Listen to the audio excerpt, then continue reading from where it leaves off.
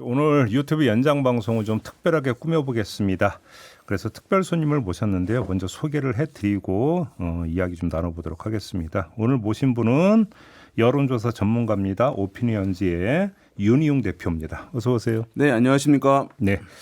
저희가 오늘 그 윤희용 대표를 좀 모신 이유가 지금 이제 국민의힘이 이제 최종 경선 단계로 넘어갔습니다. 그다음에 한덕수 대행의 어떤 출마 이야기가 계속 나오고 있어서 도대체 한덕수가 출마하면 도대체 뭐가 어떻게 바뀌는데 바뀔 수 있는 건데 이런 게 좀 궁금해가지고 한번 좀 종합 진단을 해보는 시간으로 좀 가져보려고 우리 대표님을 모셨는데요. 네. 여론조사 결과를 토대로 좀 한번 좀 정밀 분석을 해보자 이런 취지가 되겠습니다. 좀 이야기를 좀 시작을 했으면 좋겠는데요. 한덕수, 김문수, 한동훈 자.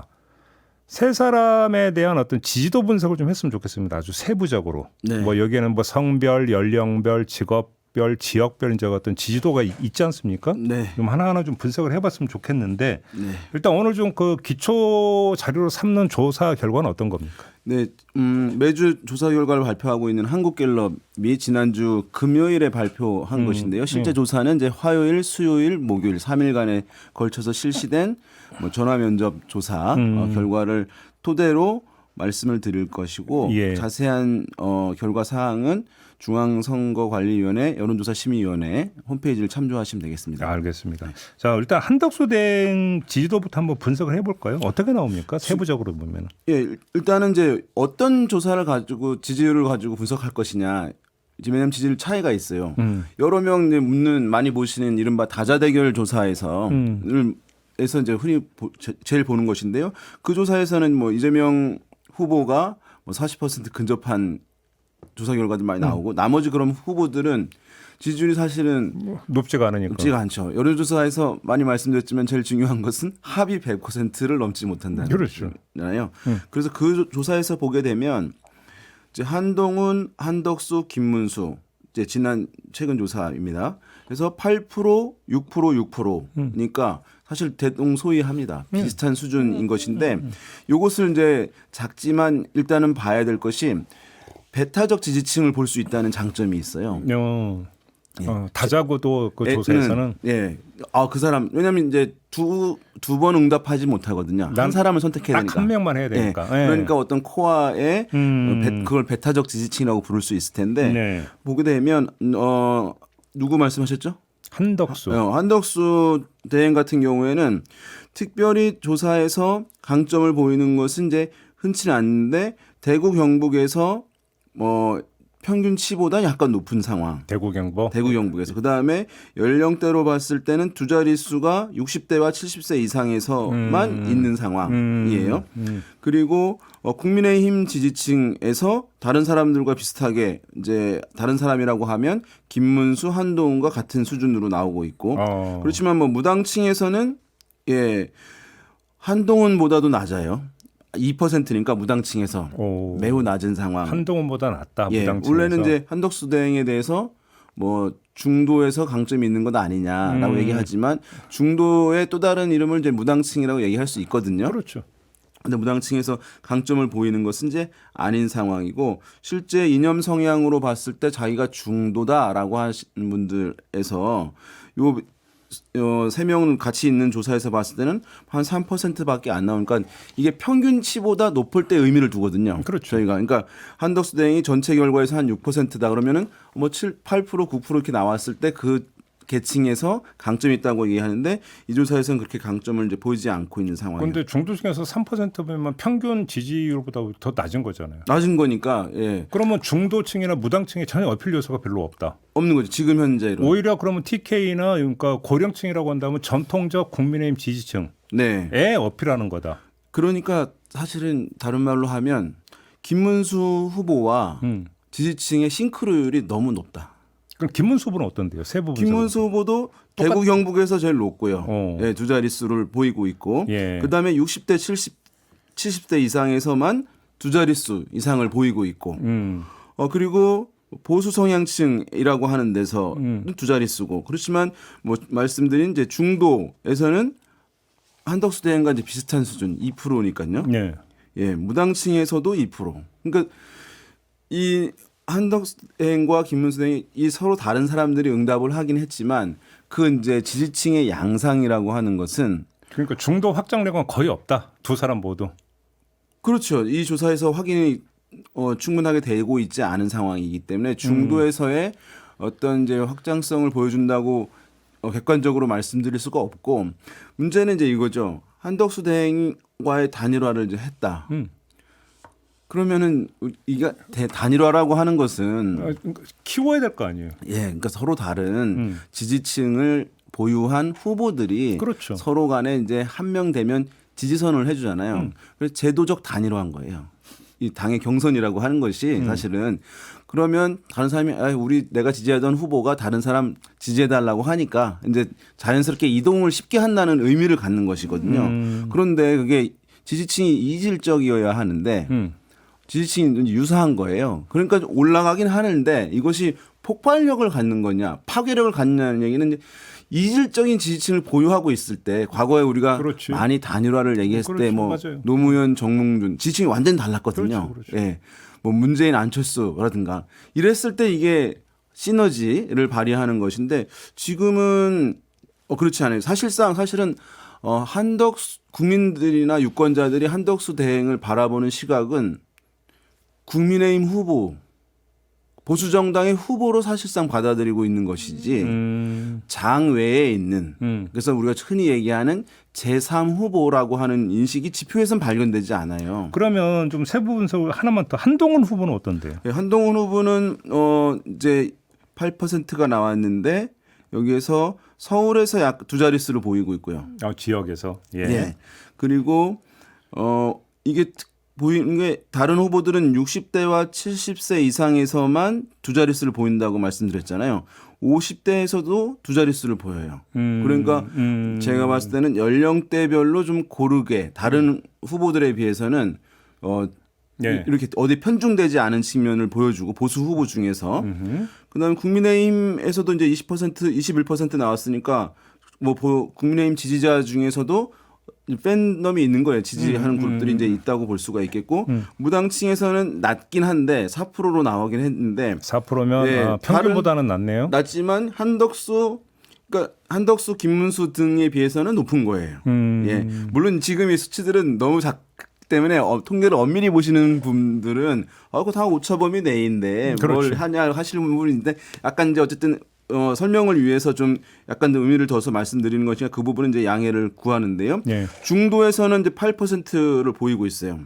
그러니까 사실은 중도는 평균치 수준으로 나온 것이니까 다른 한덕수, 김문수에 비해서는 중도에서 상당히 사실은 높게 나오는 것이라고 볼 수가 그러면 있습니다. 정리를 하면 이른바 단일화 시너지만을 고려한다면 한덕수와 한동훈이 단일화했을 때 시너지가 그러니까 크다. 그렇죠. 김문수보다는. 네, 동일한 지지층을 가진 사람보다는 상이한 지지층을 가진 사람들이 이제 합쳤을 때 시너지가 클 수밖에 없으니까 아마도 이제 전체적으로 국민의힘 입장에서 봤을 때는 한동훈 후보 올라가는 것이 가서 이제 최종 후보가 누가 될지 모르겠지만 단일화하는 것이 좀 더 낫다고 보는 것이 합리적인데 그렇지만 이것을 주도하는 분들의 생각은 그렇지 않을 수가 있다는 점이 이제 맹점인 거죠. 한동훈은 안 된다 정서가 있으니까. 만약에 그것을 견제하는 심리가 더 크게 작동을 한다라고 한다면 그렇죠. 이제 대선 승리 여부를 떠나가지고 어떤 거기에 도움되는 여부를 떠나가지고 또 판단하는 사람들이 있을 수 있을 텐데. 그러면 정리하면 이런 거가 되는 거잖아요. 지금 한덕수 후보가 만약에 단일 후보가 된다면 네. 한동훈 후보가 갖고 있는 예를 들어서 지역 확장성이나 상대적인 거지만 지역 확장성이나 연령 확장성을 흡수할 수 있느냐. 이게 지금 이제 그 포인트가 되는 거고. 네. 반대로 한동훈 후보가 단일 후보가 된다면 한덕수 후보가 지금 확보하고 있는 이런 거 고정 지지층을 고스란히 다 끌어들일 수 있느냐. 네. 이게 과제가 되는데 이렇게 정리가 되는 거네. 맞습니다. 이제 일단은 단순하게 없고 덮고 하는 게 이제 작동하면 사실 방금 말씀하신 게 이제 되는 것이고 그래서 이제 그것이 뭐 1 플러스 1이 이제 2든 뭐 2.5든 3이든 되는 것이잖아요. 그런데 이게 그렇게 간다고 단정할 수는 없는 부분이 있는 거예요. 왜요? 지금 보면은 굉장히 이례적인 현상은 뭐냐 하면 3자 대결 조사들 많이 있잖아요. 네. 그런데 보면 국민의힘 후보로 전제하고 물어보는 많은 조사들에서 뭐 한 20% 내외 이렇게 나와요. 좀 더 나오기도 하지만 누가? 국민의힘 후보가 네. 우리가 이제 뭐 한동훈이라고 했다 또는 뭐 이제 안철수로 했다 또는 김문수로 전제하고 이재명 국민의힘 후보 이준석이 물어봤을 때요.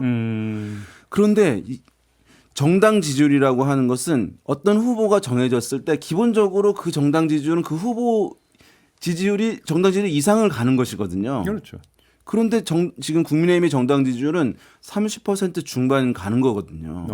그런데 국민의힘 대표 후보라고 정해진 걸 전제하고 물어봤는데 20% 내외. 오히려 다 흡수를 못하네요. 못하는 거잖아요. 그러니까 뭐냐면 그런 상황이거든요. 같은 당에 있는 후보도 지금 지지를 다 흔쾌히 주지 않는 상황이에요. 왜냐하면 그것은 아마도 후보별로 뭐 탄핵에 윤석열 대통령에 대한 입장들이 분명히 갈리고 그 지지자들도 분명히 갈리는 게 나뉘어져 있기 때문에 한 곳으로 모아지지 않는 것이거든요. 그런데 네. 외부에 있는 사람 데려와서 했는데 사람들이 외부에도 또 이제 이 지지층들이 잠재적 지지층들을 흡수하려고 하는 걸 거 아니에요. 그러겠죠. 그게 연결될 것이냐의 문제. 그러니까 텐트를 친다, 빅텐트를 치든 뭐든 텐트를 치는데 텐트와 치는 것과 일반 사람들이 텐트 하나 다 들어가는 건 또 다른 문제인 거잖아요. 그 지금 그것이 약간 불확실한 상황이에요. 예, 그래서 그 어떤 이제 단일화를 했을 때 후보들을 보고 그래서 그 문제가 어떤 굉장히 국민의힘 보수 진영에는 이제 과제로 남을 것 같아요. 그래요? 어떻게 해서 단일화들은 할 수는 있을지 모르겠지만 예. 그런 부분들 아무튼 지켜봐야 될 것 같아요. 그러면 한덕수 대행으로 후보 단일화가 이루어진다고 하더라도 네. 뭐 이거저거 다 따질 것 없이 국민의힘의 어떤 그 지지층 전체를 지금 흡수한다는 보장도 여론조사 결과를 보면 안 나온다. 지금 이제 미흡한 거죠. 물론 나중에 가서는 이게 뭐 상당 부분 정당 지지층들은 막판에 가서는 흡수하리라고 보여져요. 네네네. 예. 그런데 그 이상으로 갈 수 있을 것인가의 문제에 대해서는 상당히 사실은 퀘스천 마크 붙을 수밖에 없는 것이고요. 이 아까 소개해드린 여론조사 기관에서 같은 조사에서 또 어떤 조사를 했냐면 한 명씩 놓고 이제 지지하냐. 뭐 이걸 물어봤어요. 예. 근데 잘 없는 조사여가지고 제가 소개를 해드리는데 이재명 후보에 대해서는 물어봤더니만 적극 지지한다라는 게 29% 돼요. 네. 그다음에 지지 의향이 있다라고 하는 게 17%예요. 이 조사에서. 자, 그러면은 적극 지지한다보다 지금 지지율이 높게 나오고 있어요. 확장성이 이루어지고 있는 거라고 얘기할 수 있는 거예요. 그렇지만 다른 후보들 가령 김문수 적극 지지한다 8%예요. 그러니까 지금 근데 다른 조사에서 이 수준은 나오거든요. 다자대결에서. 그러니까 적극 지지층만 지지하고 있으니까 확장성이 지금 안 보이는 거죠. 없다. 한동훈 적극 지지한다 8%. 똑같네. 예, 똑같아요. 그러니까 지지 의향이 있다고 하는 것은 한 14% 되거든요. 근데 그 층을 흡수하지는 못하고 있는 거예요. 그러니까 우리가 확장성이 있다고 하면 적극적으로 지지한다는 마음 가진 사람 플러스 그렇죠. 단순 의향인 사람들도 붙기 시작해야 확장성이 있다고 하는데 지금 국민의힘 후보들은 그렇게 나타나고 있지 않은 부분이고 한덕수 같은 경우에는 적극 지지한다가 11%. 다른 후보들은 약간 높아요.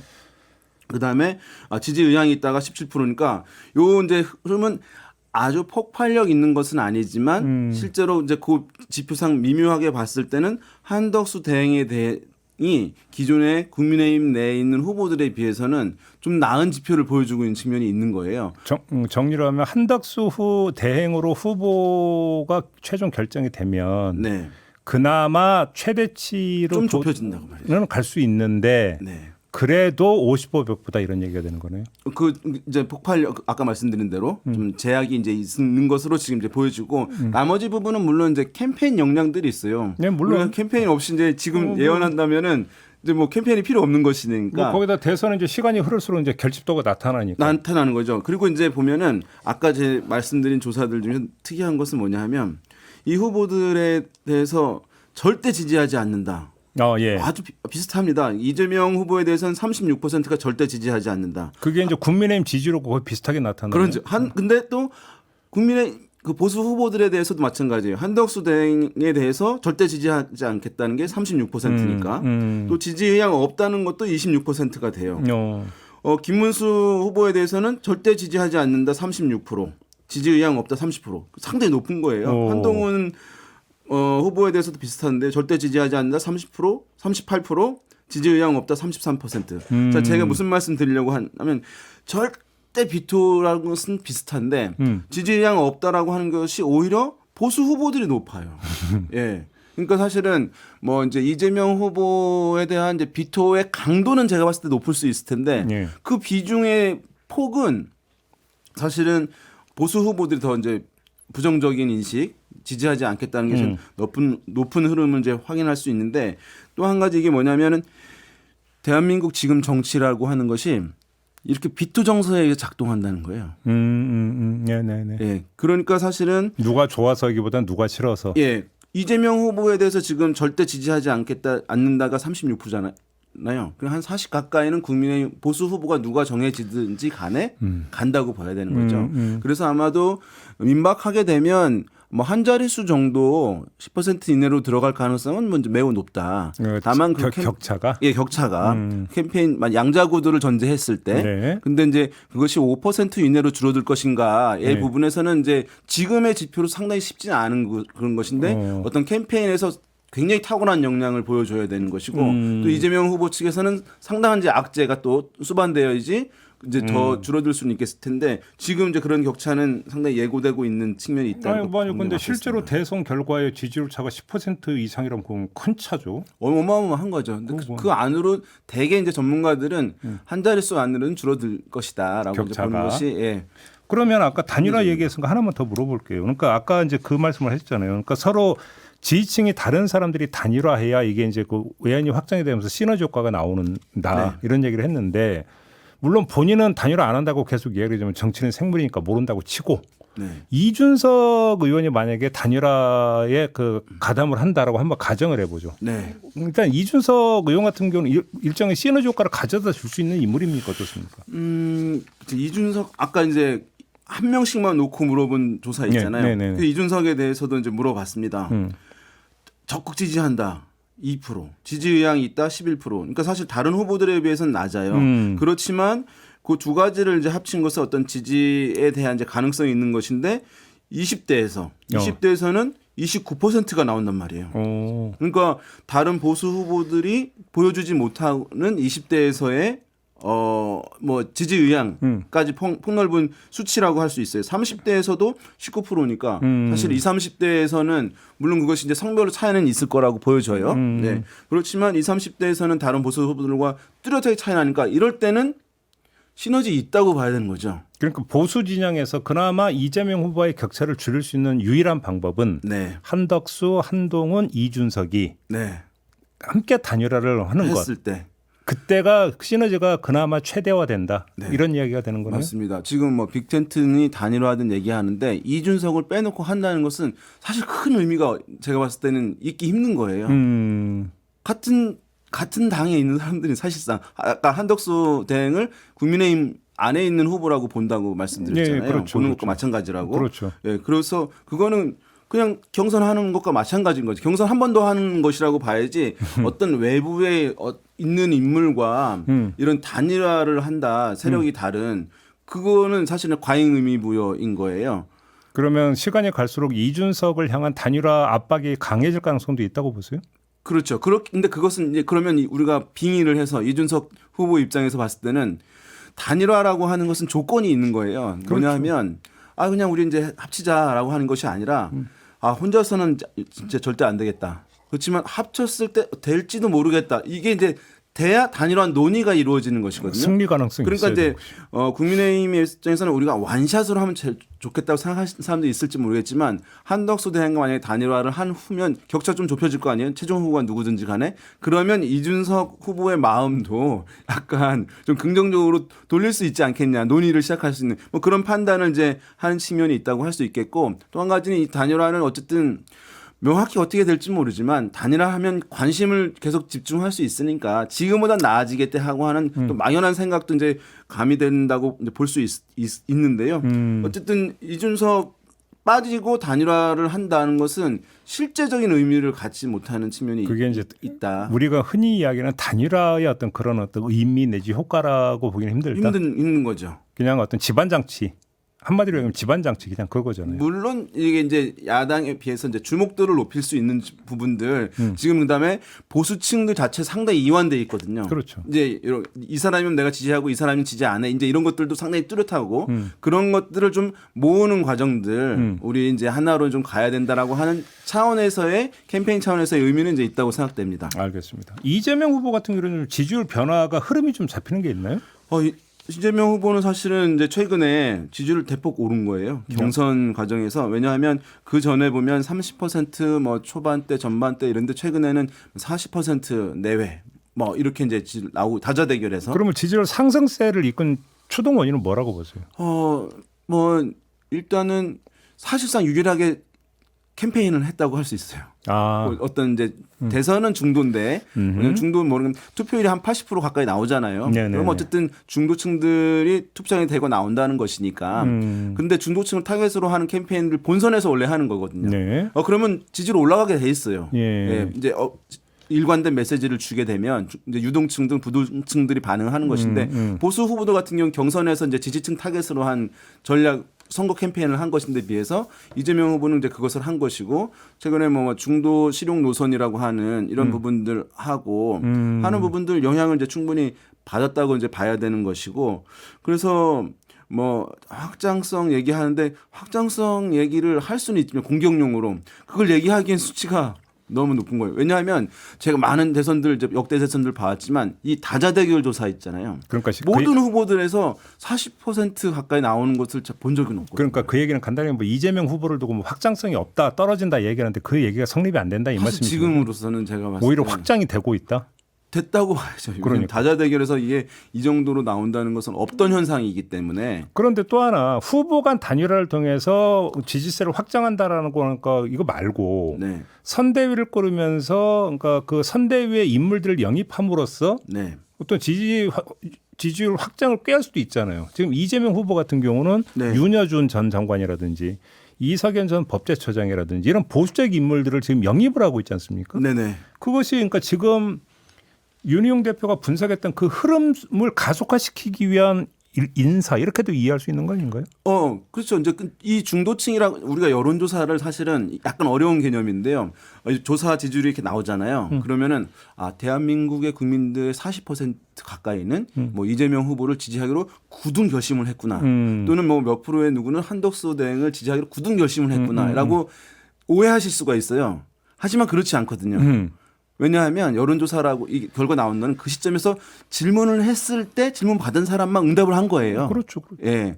그러니까 사실은 뭐냐 하면 모든 사람에게 물어보면 그렇게 나오겠죠. 이 시점에. 그렇지만 그것이 투표인 거예요. 네. 투표 때는 이제 모든 사람한테 물어보니까 이렇게 응답을 표출을 해가지고 투표를 하는 것인데 제 얘기는 무슨 얘기냐 하면 많은 이제 여론조사 뭐 보도를 할 때 보면 여기서 빠져가지고 출렁거렸다 어디로 이동했다 얘기하잖아요. 사실 그것들은 합리적인 표현들은 아니에요. 그렇죠. 그냥 질문을 그때 처음 받은 사람이 응답을 했을 뿐이거든요. 이동했다라고 하면 이전에 질문 받은 사람 계속 추적했다는 거예요. 지난주에 내가 이 당을 지지하다가 이번 주에 저 당을 지지하는 그런 사람은 상당히 합리적이지 않은 부분이거든요. 현실에 잘 없어요. 이상한 분들입니다. 네. 물론 뭐 패널 조사하면 모르겠지만. 네. 그러니까 제 얘기는 뭐냐면 기본적인 어쨌든 고정적인 지지 성향 가지고 계신 분들도 있지만 이렇게 이제 마음을 정하지 아직까지 않은 사람들이 대부분인 거예요. 근데 물어봤을 때 이제 얘기를 하는 거죠. 근데 모든 사람들이 그 의견을 물어봄을 당하는 건 아니거든요. 질문 당하는 건 아니거든요.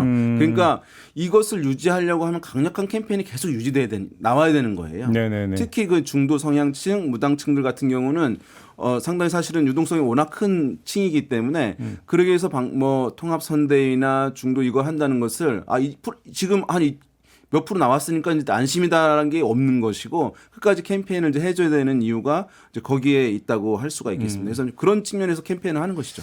그러니까 역대 대선에서 지금 시점에서의 지지율 격차. 네. 를 아마 이제 비교를 해보면 지금 나타나고 있는 격차가 상당히 큰 격차다 이렇게 봐도 되는 거죠. 그래서 흔히 많이 이제 얘기하지만 이제 2007년 대선 당시에 이제 이명박 후보가 대통령이 되고 그렇죠. 민주당 계열 정당에서는 정동영 후보가 나왔는데 뭐 격차가 뭐 어마어마 이제 했던 것이죠. 그때와 이제 비견되는 상황이라고 할 수 있거든요. 비슷한 양상이라고 해야 되나. 다만 이제 이런 측면이 있겠습니다. 이제 그때는 진보 성향층들이 이제 끝났다라고 해서 투표장에 대고 안 나가는 흐름들이 있었거든요. 맞아요. 예. 근데 최근에 지금은 반대로 지금 보수 지금 정당이 지금 약세를 보이고 있는 상황이잖아요. 근데 고연령층 같은 경우에는 어쨌든 투표 참여율이 이제 안정적이고 높은 측면들이 있습니다. 이제 그런 측면들이 그때와는 좀 다르게 좀 복원되는 측면들이 좀 더 있지 않겠냐라고 보는 것이 일단은 이제 약간 다른 시각이죠. 근데 혹시 그 마지막으로 여쭤보는 게 여론조사 이렇게 결과를 들여다 보다가 혹시 윤석열 요인이 작동하는 뭔가 흔적이나 이런 것들이 혹시 발견되는 게 있습니까?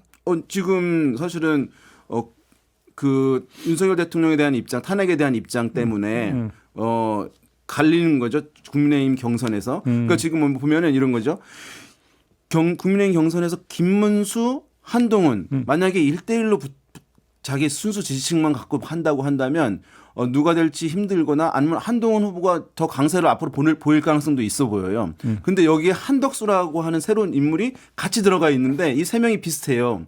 근데 그것은 탄핵에 대한 입장, 윤석열 대통령에 대한 입장 때문에 국민의힘 지지층에서 특히 또는 당원에서 그러면 이 한덕수 대행에 대한 관심층이나 지지층이 김문수 후보로 옮겨가는 현상들이 이제 나타나고 있는 것이거든요. 그 사실은 영향을 이제 주고 있는 측면들은 있다고 할 수 있겠고, 이른바 이제 그 국민의힘 안에서 전략적 그 판단을 하는 사람들이 있는데, 네. 그 전략적 판단을 하는 사람들이 대부분이 윤석열 극렬 지지층이다 이렇게 보면 된다는 얘기가 되는 건가요? 뭐 극렬이라고 하긴 그렇지만 네, 탄핵에 대해서는 필요했다라고 하는 인식들 여전히 이제 국민의힘 지지층이나 당원들한테는 있는 것이니까요. 그래서 이제 그 경선에서 이제 이 한덕수 대행과 대행의 표를 누가 가져오느냐 이게 이제 경쟁인 것인 네. 상황인데요.